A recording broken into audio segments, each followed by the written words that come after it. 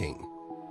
Most of you know the name Mr. B, Simon Bacanello, who died in the surf from shark attack when he was up at Elliston teaching at the local school. Well, his family and friends have now created a new legacy, one which can benefit the community of Elliston into the years ahead. It's an event called Bucky's Run, with people who knew and loved him from right around the world limbering up for a run from his old school at St Iggy's in Adelaide to the Elliston Footy Club. And it's all about raising money for something special. Joining us to tell us about Bucky's Run is Pete McDonald from the organising group. Welcome to Eyre Peninsula Breakfast. Thank you very much, Emma. Thanks for having me. Tell us about this event, Bucky's Run. What's happening? Well, we're a group of about 30 of Bucky's mates who are going to run, as you said, from Adelaide to Elliston. We wanted something that epitomised the connection that Bucky has, and is a way to bring together his Adelaide family and his Elliston family, and to do something hopefully really important and meaningful and healing for the community as well, that we know is still really feeling the impact of losing him, but also just with the circumstances. I mean, the reality is that the environment has changed for people who are living in Elliston, in particular the kids. Mm. So what are you going to be doing? Tell us about the run. So we're 14th of July we'll leave from Adelaide. We're doing it in shifts, so it's a relay. We're not all running 720 Ks. We're regular middle-aged people who are struggling enough after a couple of weeks of training. We've got that many injuries going through the group already, but we are trying to get match fit. We're going to run in relay. It's 720 Ks. We'll do shifts. We'll start at 6 a.m. in the morning. We'll run through till 10 p.m. each night over 4 days. And then the last day is a half day. We'll be aiming to run into town halfway between the break between the B grade and the A grade footy. And I reckon a whole lot of the community are going to run the last few hundred metres or K or so with us.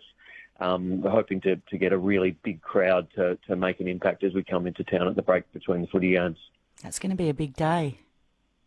Absolutely. And then there'll be a party at the club, and we'll head out to the memorial out at Walker's where Bucky left us the next day, and have a coffee and say hello, and maybe a croissant and that sort of thing. So it'll be a real celebration after. I mean, we miss him so much, and it hurts every day, but we can also celebrate the person that he was and the impact that he made.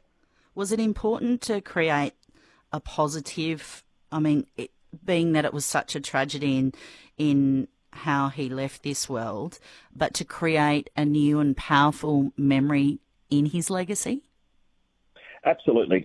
I mean, and it really does. I mean, you know, for me, I miss Bucky every day, but it's not right at front of mind all the time. People do, life goes on and this sort of thing, but for people living in the community who the ocean is your playground, you fish, you surf, you swim, and just to have the nature of the ocean has changed for people that live there. The kids now have to travel a lot further because they're just not comfortable, everyone going back in the water. So, I mean, ideally we'd love to do something really to addressing the issues that they're facing, but that's just not possible. We can't make the ocean safer than it is, and we wouldn't want to do that. Bucky wouldn't want to do anything to interfere with nature, but working with the council, who've been fantastic over there, we identified that a community gym was something that was on their agenda already, and we can help with that. We can raise some money to go towards that. Won't cover the full cost, but between the council and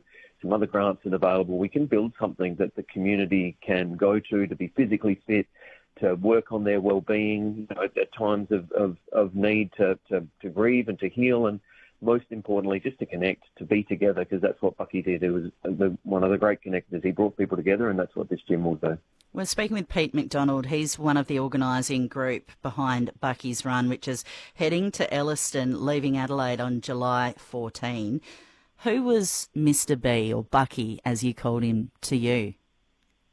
Well, he wasn't Mr. B to me, but he was to thousands of kids all over the world. He taught for a long time in Switzerland. He taught in Bali and taught in Elliston. And I reckon one of the real simple ways to try and convey how much of a good bloke he was the impact he had on Elliston. Like, he's a favourite son of that place. If we have enough money left over, I reckon they'll build a statue.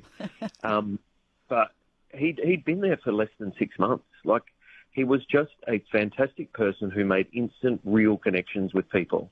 And he did that everywhere he went. He was so genuine. I mean, he'd come over here for dinner and I'd go off to the toilet or grab a beer or something like that and come back, and he's engaged in a meaningful conversation with my normally mute children.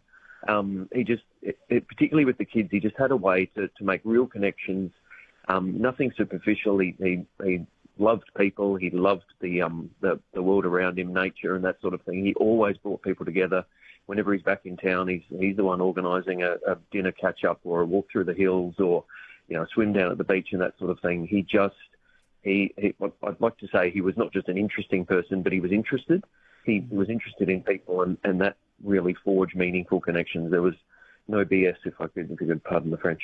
Yeah, Pete, he sounds like an incredible human, and thank you for sharing who he was to you and opening up that chapter for us to understand who Mr. B or Bucky, Syme was to you and your friends. How can people help out if they want to be a part of this? Because this is all about a fundraising effort.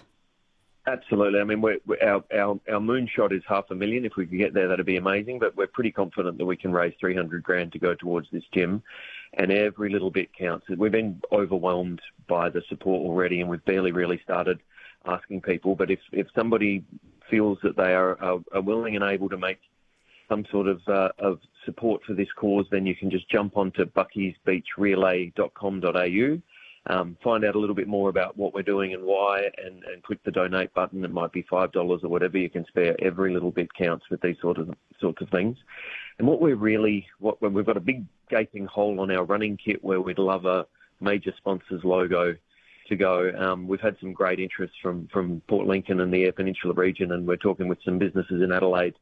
But we're really hoping to get that a major sponsor can kick in a not insignificant amount of money that can cover the costs for transport and accommodation and that sort of thing, so that every single dollar that we raise through donations goes to this cause.